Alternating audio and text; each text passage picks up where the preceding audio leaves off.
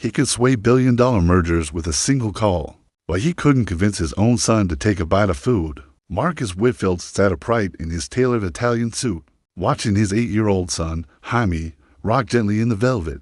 Both at Leonard, the untouched $100 lobster on the plate in front of the boy was now cold, while surrounding diners threw glances filled with silent judgment. With every murmured comment and sideways look, Marcus's jaw clenched tighter.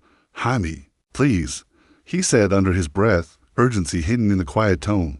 "People are watching. Before we go further, hit the like button if you've ever felt invisible while bearing the weight of everything." This story isn't just about autism, it's about understanding, love, and the strength it takes to truly see another person. Then something unexpected happened. A black waitress approached with a softness in her steps, as if every move had been practiced by angels. She said nothing, just knelt beside Jaime's chair and began humming a quiet melody. But Marcus had no idea she wasn't just a waitress. She was about to give him a lesson no amount of money had ever taught. Within 3 minutes, the boy who hadn't spoken in 2 years was calmly eating from her hands. Marcus was frozen. Who was this woman, and how had she achieved what top-tier specialists couldn't? 3 days earlier, the elevator ascended 60 floors in silence. Marcus Whitfield, CEO of Whitfield Industries, stood still in his penthouse office, surveying the sprawling city beneath like a chessboard he controlled. His empire touched lives in healthcare, education, and tech, 3 powerful sectors. Yet the life that meant the most to him remained out of reach. A gentle knock, his assistant's voice. "Mr. Whitfield, the car's ready for your dinner." With Jaime, Marcus sighed. Another routine father-son meal. Another evening sitting across from a child he couldn't connect with. Across the city, Kesha Williams tied her apron in the tiny staff break room of Leonard. At 32, she moved with the grace of someone who learned to carry invisible weights. Her hands were marked by long hours, but her eyes held the kind of compassion that couldn't be taught-earned. Through years of loving those often overlooked, she checked her appearance in the chip mirror. 10 years ago, those same hands had guided dozens of special needs students to breakthrough moments. A decade ago, she believed education could shift the world. Now, she delivered meals with quiet pride, one table at a time. Meanwhile, Jaime Whitfield traced patterns on the car window from the back seat of a Mercedes. The city lights outside streaked like unreachable stars. He lived in a mansion with 17 rooms, but stayed mostly in his bedroom, where sounds didn't overwhelm, and the world felt manageable. Dinner began as expected. Marcus and Jaime sat in their usual booth. The boy quickly covered his ears at the sound of soft jazz. Marcus ordered in the tone of a man used to control, the usual for the child. He told Kesha, barely glancing up, "Make sure it's not too warm." "He's picky." Kesha nodded, but she'd already seen the signs of the retreat inward. The sensitivity, the quiet rocking. Jaime's small form curled like a question searching for an answer. When the food arrived, the routine began. Marcus pleaded, bargained, gently scolded.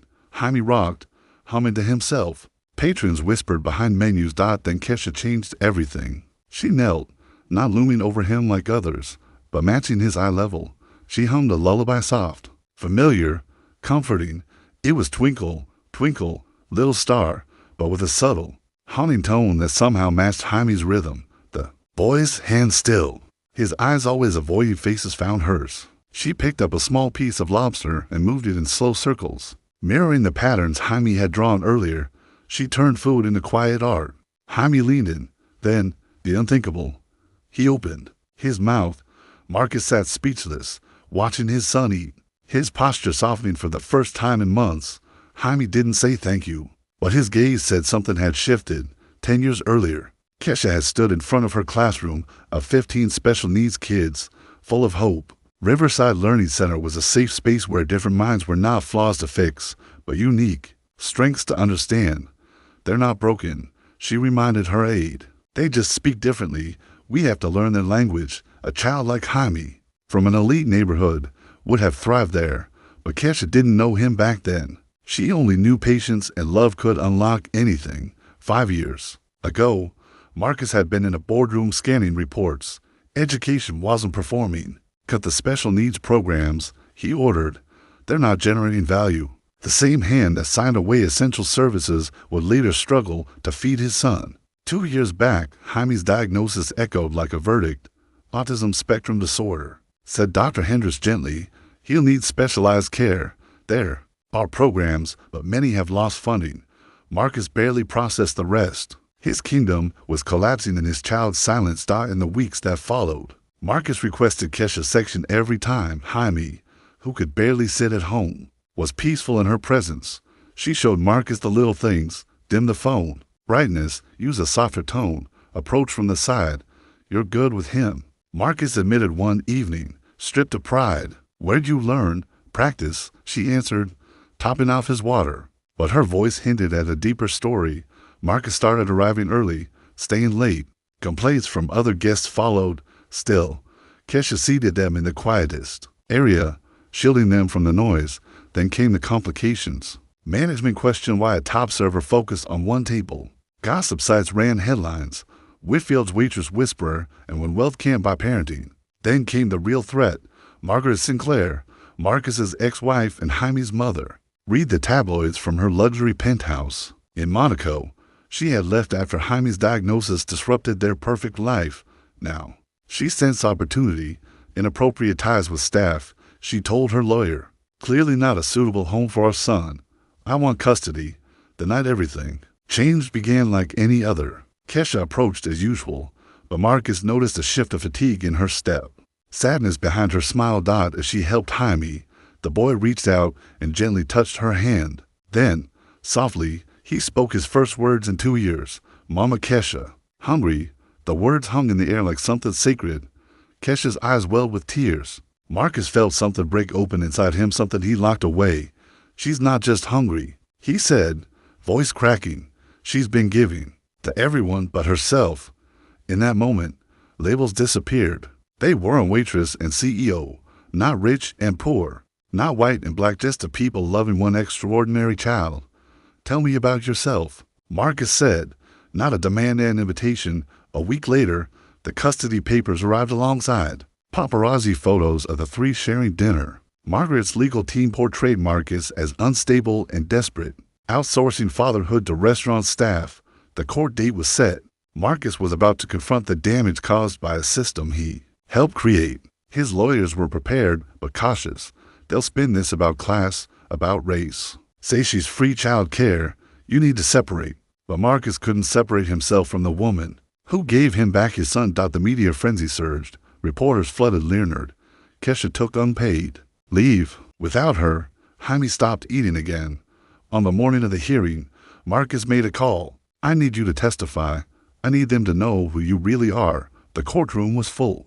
Margaret sat poised in designer wear. Kesha entered in a modest, black dress, hands slightly trembling.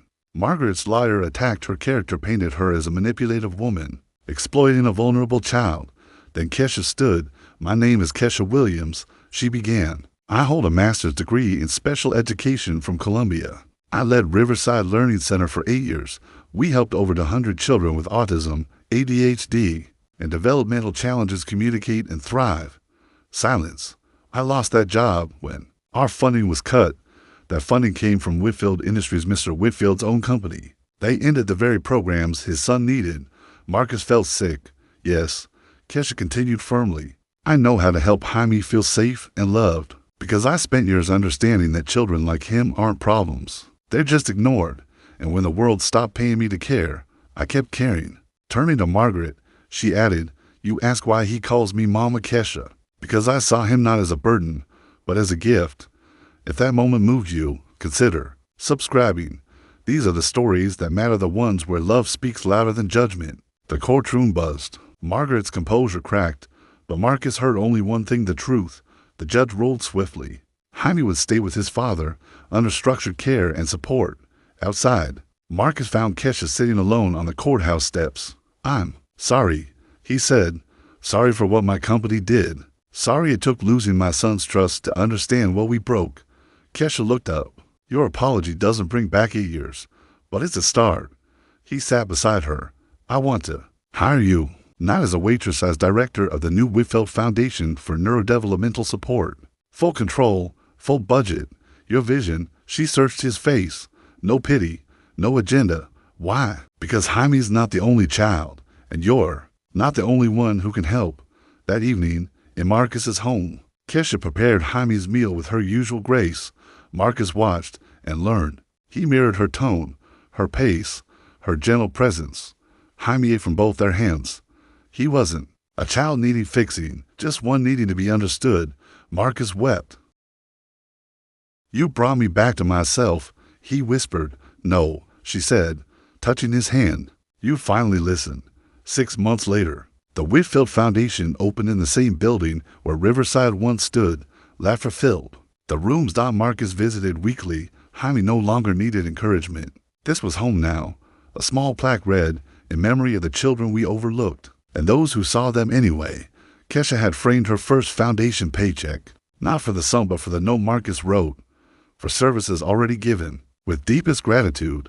But the real miracle was in the quiet changes. Marcus humming to soothe Jaime reaching for his father's hand on his own. A family flew in and loved as sunlight streamed in. Jaime looked up from his art. 3 figures, hand in hand, beneath a starlit sky. Mama Kesha, Daddy, Jaime, family. If you believe every child deserves to be seen, share this story. Follow for more reminders of what love truly looks like. Marcus knelt beside his son, overwhelmed. "Yes," he said. "Family." Kesha smiled from across the room. Surrounded by children who'd never again be unseen, she'd started a revolution with nothing but love, persistence, and the courage to see what others missed. Sometimes the one we overlook holds the key we've been searching for all along.